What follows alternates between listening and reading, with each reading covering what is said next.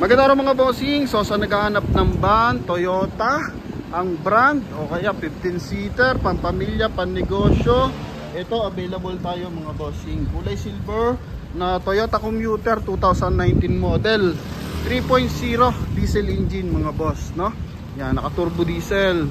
Ito mga bossing is galing siya ng Toyota Lipa.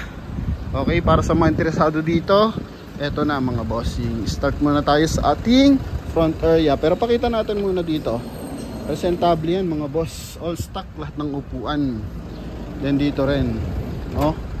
Original mileage nito mga bossing is 62,000 kilometer. Then ang asking price nila mga bossing is 965. Then hiningi na natin yung kanilang sagad na presyo. So ibibigay nila to sa atin ng 900,000. Pero kung gusto nating matransfer sa pangalan natin mga boss, makukuha nyo to sa halagang 910 with transfer of ownership na. Okay?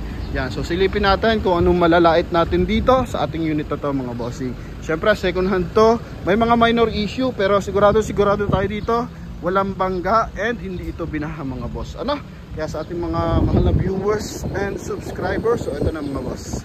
Sa kanyang lens ng headlight, so wala tayong malalait. Napakalinaw mga bossing. O may RFID na rin. May card po doon, dalawa.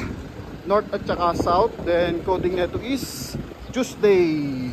Yan, ito na yung mga issue niyan mga boss. And then yung takip dito sa kanyang tow hook. And sa side mga bossing, R15, lahat ng hubcap sa orig pa mga bossing. Dito lang, may ano lang to mga bossing, yung kanyang pinakatapaludo. Yan. Then pagdating sa interior, eto. Yan. So ito yung kanyang door panel. Ito, normal na to mga gasgas na to mga bossing. And upuan niya, presentable. Yan. Leather yan mga boss. Original mileage nito 62,257. So malamig ang aircon mga bossing. So paano natin maipo-proof sa ating mga viewers and buyers na malamig ang aircon? So syempre magtutubig yan, hintay-hintay lang natin, no? Yan. Then ito yung kanyang pilot window.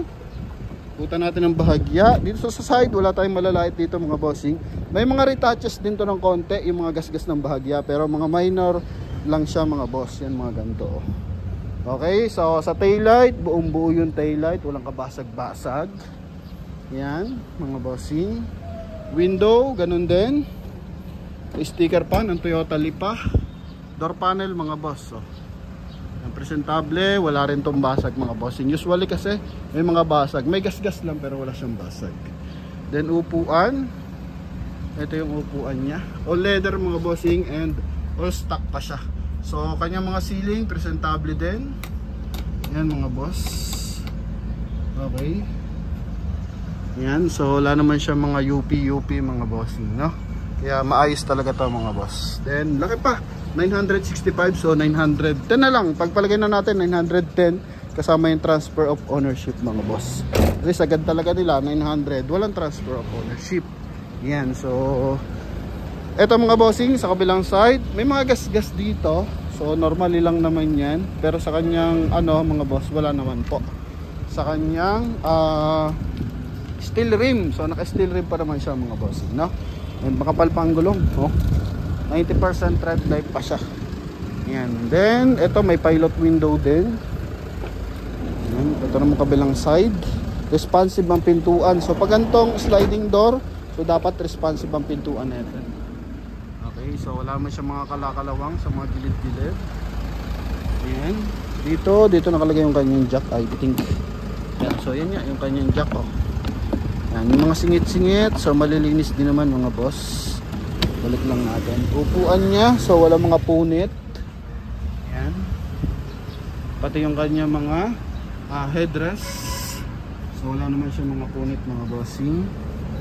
Presentable yan. So good for 15-seater to mga boss, no? Pero kapag gagawing pambiyahe, usually I think ginagawa tong 18-seater mga bossing.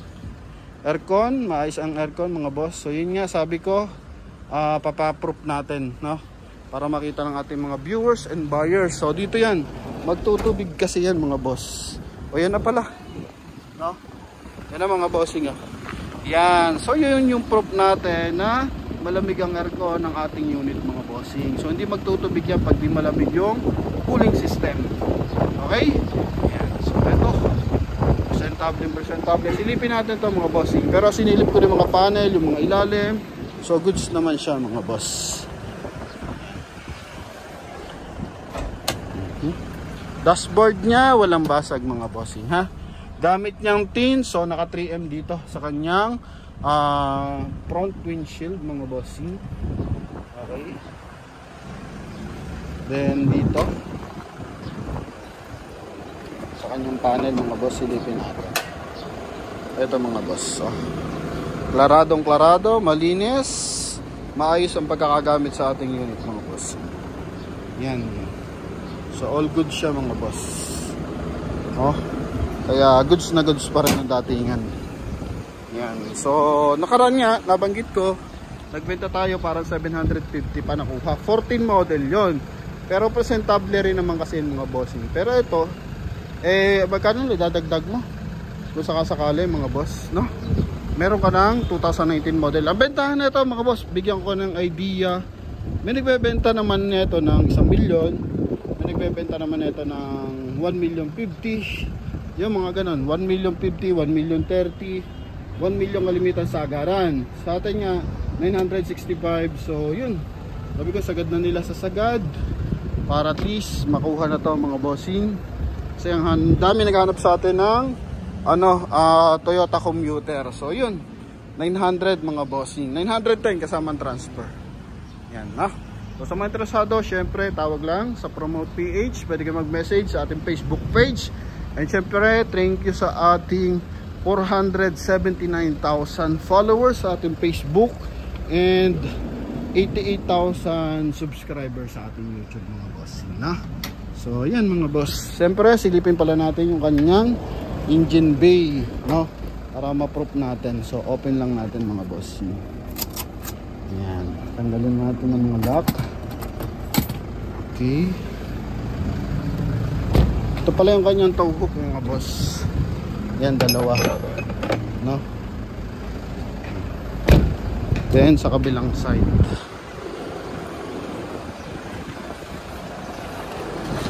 Yan, tanggalin lang natin ang lock mga boss.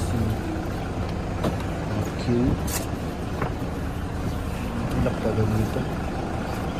Then, pag angat, tanggal natin yung seat belt. Then, eto. Oops, saan pa may sabit? Ito pa. Tanggalin lang natin mga sabit-sabit. Oops, meron pa rin. Ito pala. Baliktaran kasi yung sabit na ito mga boss. Press muna natin ng konti.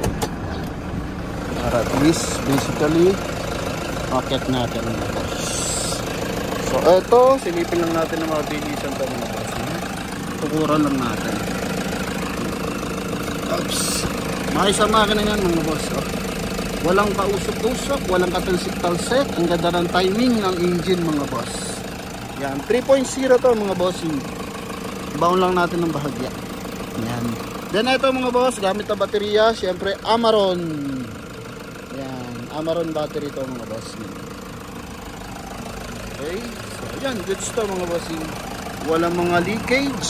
So hindi ganun kalinis yung kanyang engine bay, pero hindi rin ganun kadumi mga boss, no? Presentable talaga yung ating unit and highly recommended to mga boss. Pwede kayo magpadala ng mekaniko kung tamang duda mga bossing or gusto sigurado. So wala namang problema. Pwede po tayo magpadala ng mekaniko mga bossing, no? Yan. So tawag lang agad. Mas mura to mga bossing kasi yun, sa display center, wala to sa display center. So hindi siya umuupa mga bossing, no? So isa yon sa malaking factor kasi pag umuupa ng pwesto. And yun nga, so meron din naman nakukuha tayo mababa na nasa pwesto na. Pero minsan yung mga nanalo sa yun, sa bidding. So pag ganito naman mga bossing, swerte kasi wala sa pwesto. Pero buy and sell din to mga boss. Ano po? So sa mga interesado, mamaya ko na ilalak na maigi. Ito po. So dito sa kanyang dashboard, naka 1 din audio system, pwedeng CD type, pwede rin to. Pero ito pa rin yung stock mga boss, no? Yan, ito yung kanyang meter cluster. Yan. Ulitin natin mileage, 62,257 mga boss. So yun lang mga bossing. Okay, sa bubungan naman, ito klarado. No? Maayos naman lahat mga boss. Yan. Lahat ng gulong, pare-parehas, hindi naka-chapsoy. So it means naka-chapsoy, magkakaiba. No? Non-side yung gulong natin. Kumbaga, ibang brand dito, ibang brand sa kabila.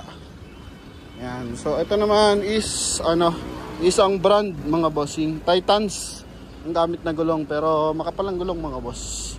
So yun lang mga bossing. Abante lang natin ng konti para makapasok si Idol. Thank you.